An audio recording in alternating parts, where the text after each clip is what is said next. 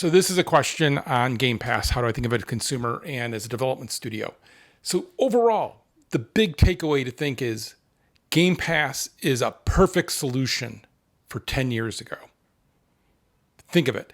Everyone used to play a bunch of games. So let me preface this.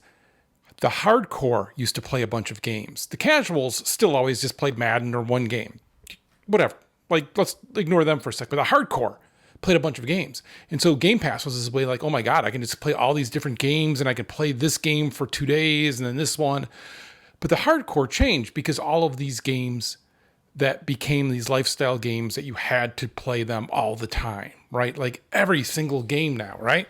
And so what happens there then is Game Pass has less value because what are you actually getting for Game Pass? I mean, you're getting Call of Duty now, so maybe okay. And so I think you can probably do the math on Game Pass as a consumer and say, if I was going to buy Call of Duty every year, that's $60. Oh, and now I get these other game, Madden or whatever, or that's EA. But you know what I'm saying? Like there's some other game that you get every year and now you're able to get it. And for me, actually, I had the EA pass for a while, the Origins thing, because I got Madden every year. And so why not get one other game, essentially for the same price? But it's also a problem because then you're going to be selling Call of Duty in Game Pass, but then adding a bunch of things you can buy in it. And maybe consumers will be bothered by that and maybe they won't. And I guess, Xbox will see, but I think Xbox is under a lot of pressure right now to start making money and making money in a very visible way. And I think they have the problem that I've said before is I don't know if they know how to buy studios and make games. That is super hard for everybody. But under this pressure, having to turn around and do it quickly, it's impossible. You can't do it. So that'll be interesting. For a developer, Game Pass was neat that we had, I can say over 1 million people have played our game and got a lot of exposure. And maybe if we had a better game, it would have worked better. Sure.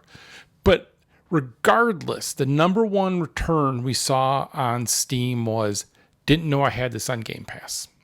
And that hurts because that means that could have been a customer that we would have gotten and they would have bought the game. And instead they weren't buying the game. So I don't know. Right. And then I wonder if you have Xbox, and this is a question for everybody here. And so I appreciate the feedback. If you have Game Pass and you do buy indie games, or you used to buy indie games, do you buy indie games anymore? Or do you just go like, whatever, I have such a backlog of games, I'll just try what I get for free and not worry about what I don't get. Like, I don't have a lot of FOMO. So in a way, Game Pass is perfect and horrible for me because I don't have that game. I'm not going to go buy it, right? Because every time I do that, I get disappointed. And so some stuff I don't play. Some people will play and I just don't because I don't have access to it in the way that is easy for me or whatever, right? Or, yeah. I guess I don't have to install whatever the Blizzard thing was that, yeah. But so from developer, that was depressing. The money I can't talk about, but I mean, the money is good for people to go. But if you're a giant studio, it's okay. If you're a really big studio, it's not. But I'm sure they have different deals that I'm not privy to.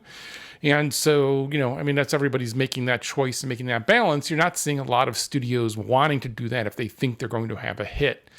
What you see is people get in there because they didn't think they're going to have a hit like Pale World. And all of a sudden they're in there, right? Because they're in Game Pass, I think. I think the unsung thing about Game Pass, I don't know if you can hear that. That's Foghorn. It's Foghorn morning. Every 20 minutes on foggy mornings, we get a foghorn because we live by the